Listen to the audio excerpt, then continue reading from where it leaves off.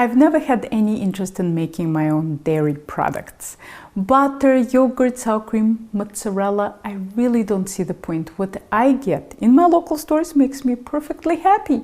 But I do make an exception for the fresh cheese, like ricotta or farmer's cheese. Making it yourself is the only way to get the quality I'm looking for. That's also the only way to have some control over the recipes that call for these cheeses. If you've ever tried to make the legendary ricotta gnocchi from the Zuni Cafe cookbook by Judy Rogers, you know what I'm talking about.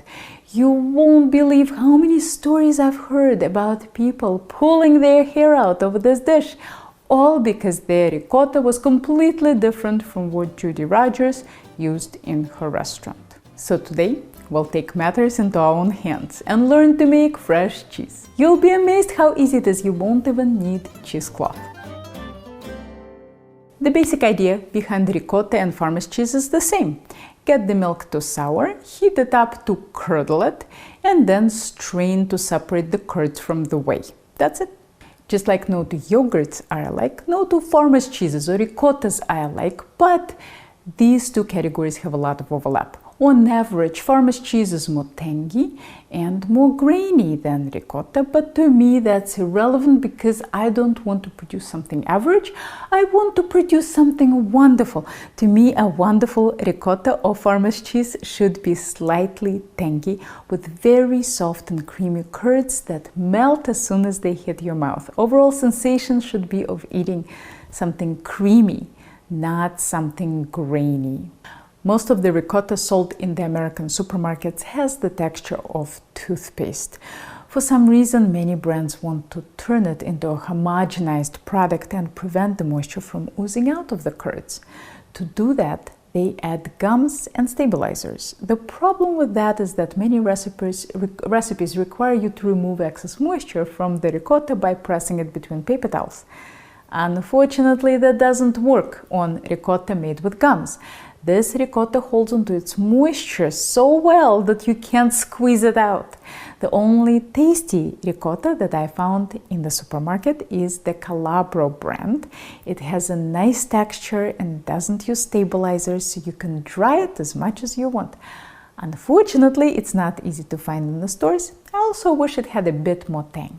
If you think that buying ricotta is hard, wait till you try to buy farmer's cheese. It is almost non-existent in the American supermarkets. Even when I find it, it's a low-fat version. And you can guess how I feel about low-fat anything.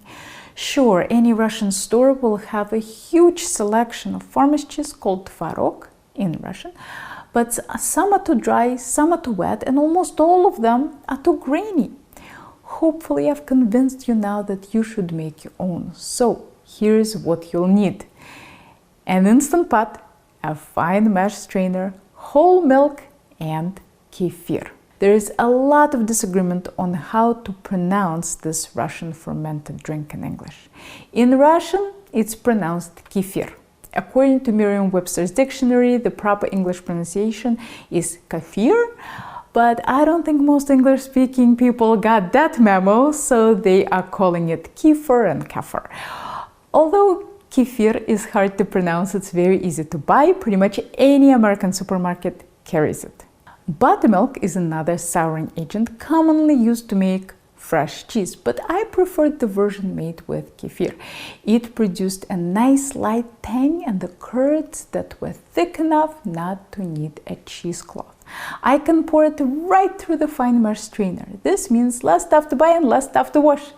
The reason for this is that commercially produced kefir is thickened with pectin.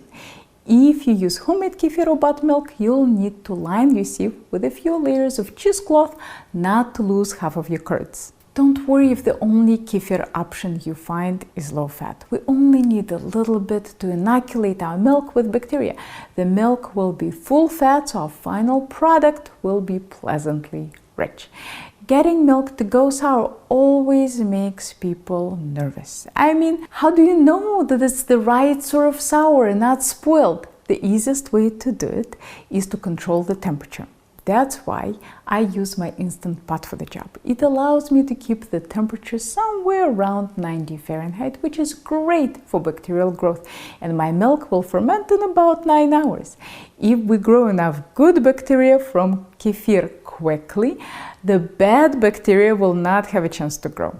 I'm sure it's fine to just leave your milk and kefir mixture at room temperature, but if your room is chilly, you might need to wait for days for the milk to sour. Pour half a gallon of whole milk into the Instant Pot. Shake your kefir well and measure out 2 cups.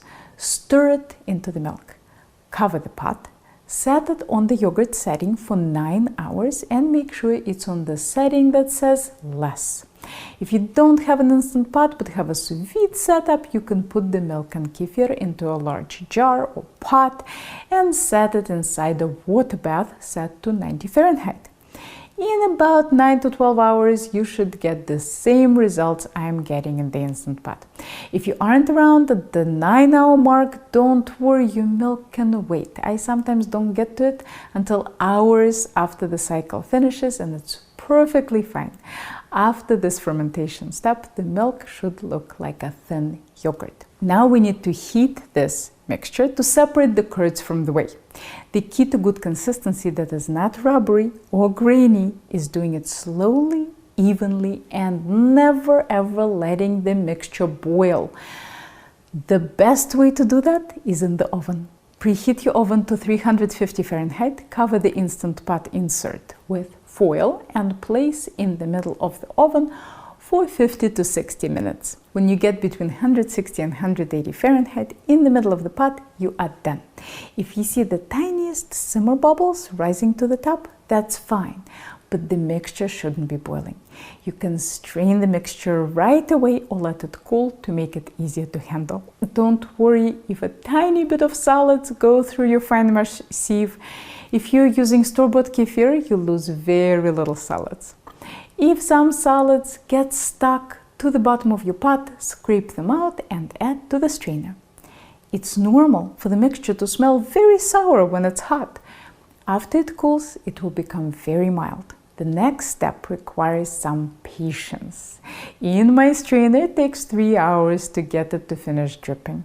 Of course, it's possible that our strainers have slightly different holes. So here's how to know if you are done. If you hang the strainer over a bowl and get not a single drop after 5 minutes, you're done. As you can see, this one is still dripping.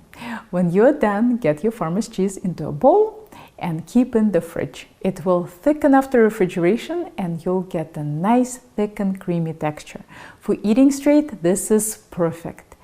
But if a dish requires shaping something out of this cheese, like those tricky Zuni Cafe ricotta gnocchi, you'll need a drier texture. A sieve or cheesecloth only gets you so far. They are great for the early stages of water removal, but in the later stages, pressure is way more effective than a sieve. Lay a piece of foil on your counter, followed by 3 pieces of paper towel. Mine is nice and thick. If yours is thin, you'll need more than 3 layers. Spread your cheese in a circle about this size.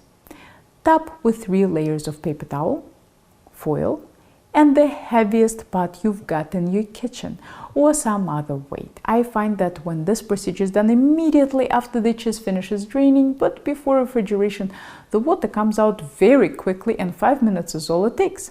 So if you know what you plan to do with your cheese, it might be good to press it right away.